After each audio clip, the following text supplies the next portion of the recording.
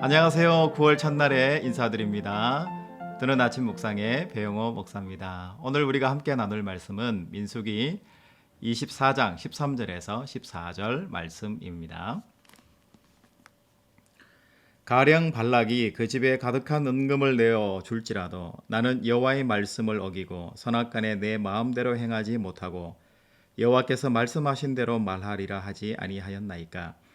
이제 나는 내 백성에게로 돌아가거니와 들으소서. 내가 이 백성이 후일에 당신의 백성에게 어떻게 할지를 당신에게 말하리다 하고.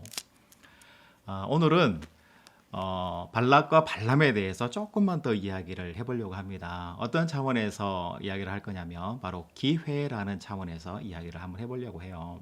근데 모압 왕 발락이 발람을 불러서 이스라엘을 저주하기 위해서 계략을 꾸미려고 할 때에 하나님의 사자가 발람에게 찾아가잖아요.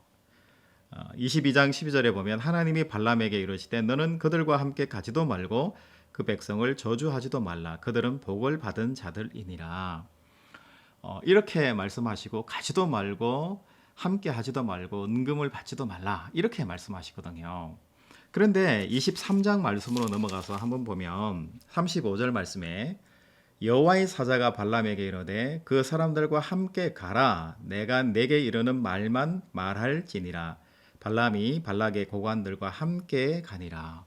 어디로 간 걸까요? 모압 왕 발락 쪽으로 함께 가게 되는 거죠.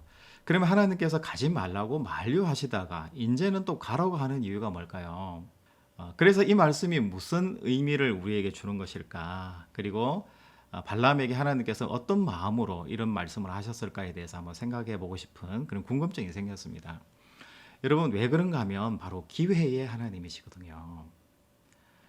만약에 발락 왕에게도 그렇고 발람에게도 그렇고 하나님이 중간에 개입하셔서 발락 왕에게도 기회를 주시는 거고요. 발락 왕에게 기회를 주신다는 것은 모압에게 기회를 주시는 거잖아요.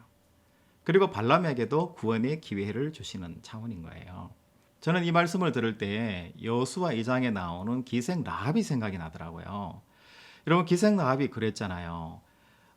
직접 본 것도 아니고 그 소문으로만 듣고 홍해를 건너신 하나님의 전능하심, 또 모세의 지도력 등등 그런 이야기를 들으면서 하나님의 그 구원하심을, 내가 더 이상 이곳이 아니라 하나님의 구원하신 편에 내가 서야 되겠다는 그런 결단과 그런 결심을 이 라합이라는 사람이 하잖아요. 하나님은 그런 것들을 원하셨던 것 같아요. 이 모압 왕 발락에게도 기회를 주고 또 발람에게도 기회를 주시는 거죠. 발락과 발람이 하려고 하는 계략과 모략을 막으시잖아요, 하나님은. 그런데 또 그 사건들 속에 하나님께서 들어가시면서 발락과 발람을 구원시키고자 하시는 하나님의 계획과 선한 의도가 그 속에 보인다는 거죠. 여러분, 발람이 발락에게 찾아가잖아요. 그렇게 해서 하나님을 내가 만났고 여호와의 사자가 말씀하시기를 가지도 말고 은금을 받지도 말라. 뿐만 아니라 이스라엘 백성들을 저주하지 말아라. 내 자녀다. 이렇게 말씀하시고 내가 저주하는 것에 대해서 하나님께서 원하시지 않습니다. 라는 말을 해요. 그 말을 들었을 때 발락 입장에서는 하나님은 정말 전능하신 분이시고 구원자시구나 라는 라합과 같은 깨달음이 있는 것이 아니라 돈을 더 줄 테니까 어떻게 해서라도 저주해서 그 강력한 이스라엘 사람들을 물리쳤으면 좋겠다라는 뜻을 다시 한번 재차 강조하잖아요. 여러분, 발락은 발람의 입술을 통해서 하나님의 메시지를 듣고도 결코 변하려고 하지 않는 그런 사람인 거죠. 결국 멸망으로 가고야만은 그런 발락 왕이 되는 거죠. 그런데 여러분, 발람을 한번 보면 하나님이 중간에 계속 개입해서 메시지를 주시잖아요. 그러면서 23장, 24장에 보면 발람이 4차례나 하나님을 찬양하고 오히려 이스라엘 백성들을 축복하는 모습을 봐요. 발락이 은금을 더 많이 줄 거니까 꼭 저주해달라 이렇게 요청을 하니까 나는 은금을 받아도 오히려 하나님을 나는 경배하고 찬양하겠다. 오히려 하나님을 찬양해버려요. 축복해버리는 거예요.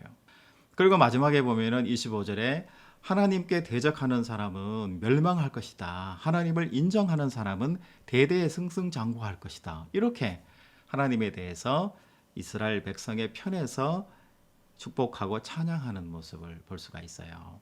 여러분, 하나님의 메시지를 듣고도 전혀 변하지 않는 발락과 같은 존재가 있는 한편, 또 발람과 같이 순간순간 그때그때 상황에 따라서 변화하는 하나님을 찬양하기를 원하는 사람들도 있다는 거죠. 여러분, 하나님께서 물론 만들어 나가시는 것이지만 여러분들은 어떤 생각이 드시나요? 결론부터 말씀드리면 발락은 멸망의 길로 걸어갑니다. 그리고 발람도 지금 하나님을 4번씩이나 찬양하지만 결국 보면 발람과 발락은 자기의 본성대로 다시 돌아가서 악을 모의하고 이스라엘 백성을 대적하고 하나님을 대적하는 존재로 원래 악당의 모습으로 돌아가 버리고 말아요. 그런데 두 사람 차이에는 틀림없이 차이가 있는 것 같아요. 아예 하나님의 메시지를 듣고도 전혀 변하려고 생각하지 않는 의지 자체가 없는 그런 발락 왕이 있는가 하면, 하나님의 메시지를 듣고 자기 삶에서 자기 입술이 하나님께 쓰임 받기도 하고 하나님을 찬양하는 그런 입술로도 변할 수 있다라는 거죠. 여러분, 지금 결론이 중요한 것이 아니라 여러분, 우리에게 하나님이 기회를 주신다는 거예요. 구원의 기회를 주신다라는 메시지가 중요한 것 같아요. 여러분, 오늘 메시지에서 가장 중요한 것은 바로 기회라는 단어인 것 같아요. 발락에게도 하나님께서 기회를 주셨고 발람에게도 기회를 주셨어요. 결국은 두 사람 모두 다 마지막에는 악의 길로 돌아섰지만, 여러분, 발락과 발람의 최후의 길이 아니라 우리의 최후의 길은 하나님을 선택하고 하나님 말씀을 쫓아가는 길이 될 수 있기를 축복합니다. 오늘 여러분 삶에서 주신 이 기회를 놓치지 않고 하나님을 꼭 붙들고 쫓아가는 믿음의 결실이 있는 그런 하루 되시기를 주님의 이름으로 축복합니다. 내일 뵙겠습니다. 샬롬.